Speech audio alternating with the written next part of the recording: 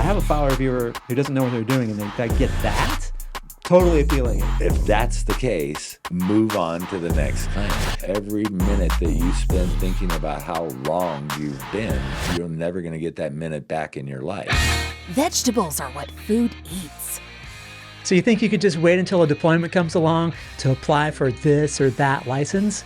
Think again. When staffing major storm events, these days IA firms will search their adjuster rosters by who has that license. So if they have a huge storm in Minnesota and you don't have a Minnesota license, you're not even going to show up in that search, which means you're not even going to be called.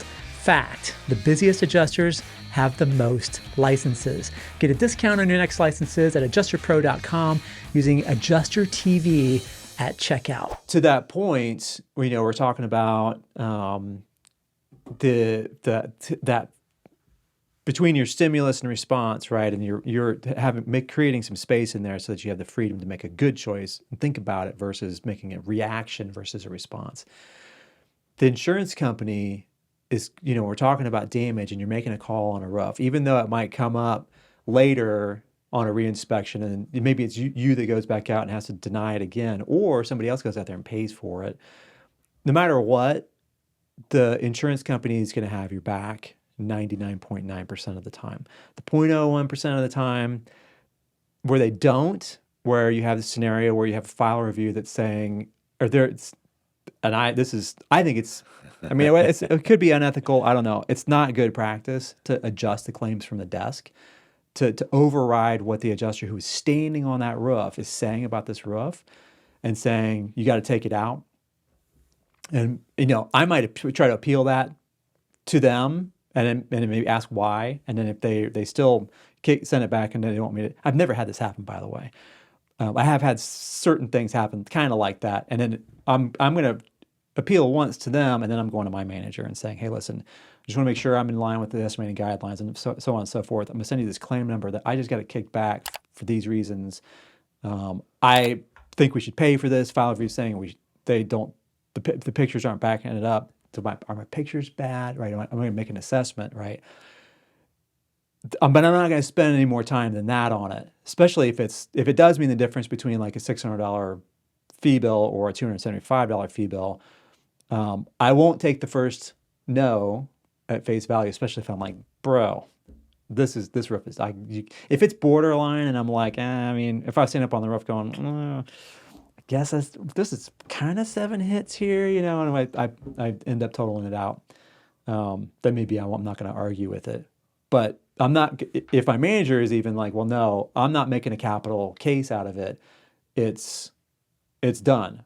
I'm not going to waste another hour of my life. The #1 resource for damage identification books, trainings, and certifications is Hague Education. Not only that, but they provide building inspection and desk adjuster trainings and certifications for those as well. Get a discount on all books, tools, certifications, and other trainings with code AdjusterTV at checkout at hagueeducation.com. Because, like we were talking about, like your time is money, right? So is it worth my time? Am I going to get, if I spend 3 hours, if I'm going to fight this all the way to the whatever Supreme Court, is it worth it for me to do that, or can I save that time back to put into the next claim? Right. This is where we're different. Yeah, we found a place.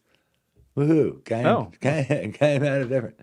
My theory is, if the file reviewer says take it off the claim, I take it off the claim, put a note, changed estimate per file reviewer's request, send it back up, and walk away. So that is a difference between 600 and 250. So now I only made 250. But if I can let that go, I can close another claim in the time it takes me to, don't get me wrong, after about the third year, I fought everything. So I'm not saying this as this is what you should or shouldn't do. There's some nuance there. So I think there's a gateway that you go through it or you don't go through it. And I think it comes down to, if it's egregious, it's clearly the file reviewer doesn't have any idea what they're doing. You've got black spots all over everything. There, you have a picture of the bottom of the shingle with a bump on it, right, from the hail, and they say no. Correct. For some, like, well, we can't pay for damage that's. I had adjusters. I was standing on. This is when I was selling a roof. I was standing on a roof with this guy, and this house was thrashed, siding all the way around. I mean, it was fresh, old siding, old roof, but had fresh, beautiful, big, just jelly black tail splashes all over it, right? Vents looked like somebody sat on them. The fence was all shredded up. The pool cover had holes in it. I mean, it was a home run, $25,000, claim that I could write up and make a bunch of money on. He denied the whole thing, and he goes, well, I can't call this tail damage until we wait till next spring. If the shingles curl, this is complete bullshit. And I was like, are you serious? And I stood my ground for a little bit, but he was adamant that he wouldn't pay for this roof because the shingles hadn't curled. It was a comp roof. Wow. And I was like, what do I do in the face of complete and total incompetence, right? Get in that situation, that house, if I have a file reviewer who doesn't know what they're doing and they get that, totally appealing it. If it's Correct. marginal, Correct. and I'm like, or I'm try to total a slope, and I'm not backing up that it's unrepairable and I don't have enough shingles, but I try to total it anyway, and they send it back and say that I'm not fighting it, right? Yeah. But if they try to adjust from the desk, well, and to your point, I think if you're brand new, this is a little bit of a tough one.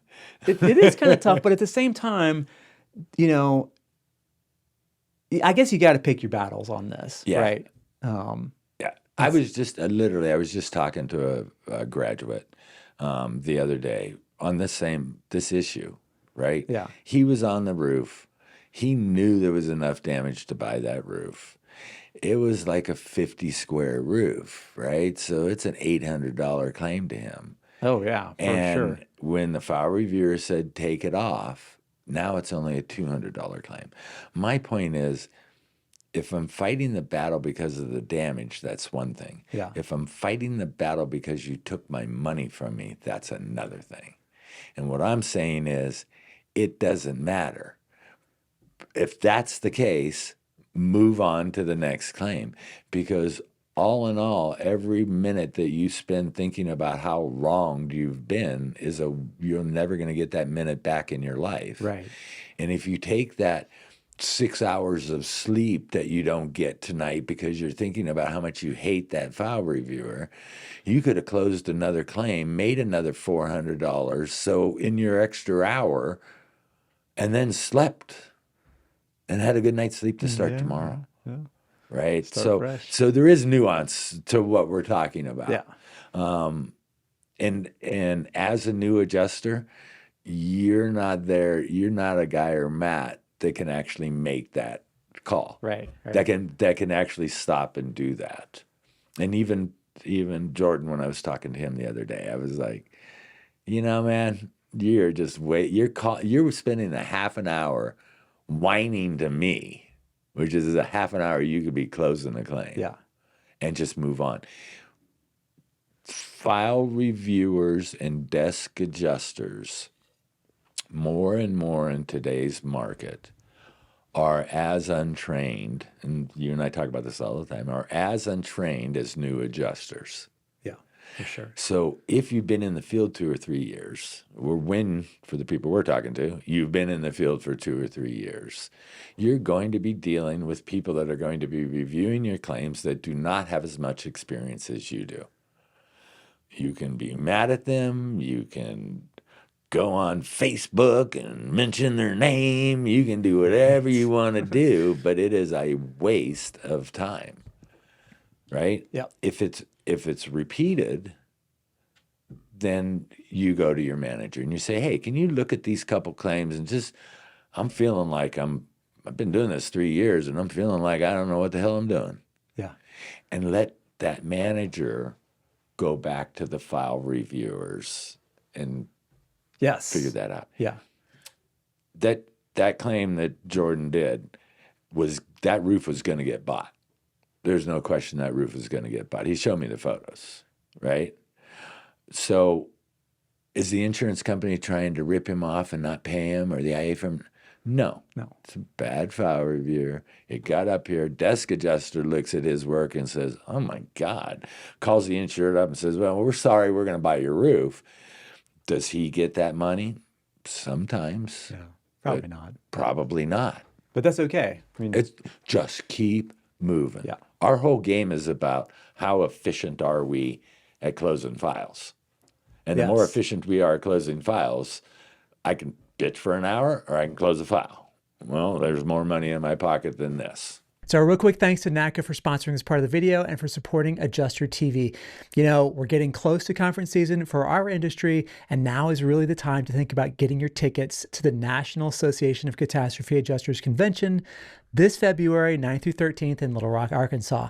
I'm pretty excited about this event because not only is Little Rock a lot easier to get to for most adjusters, it's also a celebration of 50 years of the premier network and recruiting event for our industry. I bet you didn't even know that independent storm adjusting had been around at least that long. It's going to be a big one, and NACA is pulling out all the stops to make this the best convention yet. Early bird pricing is still available, so now's the time to pick up your tickets at nacaadjuster.org right now.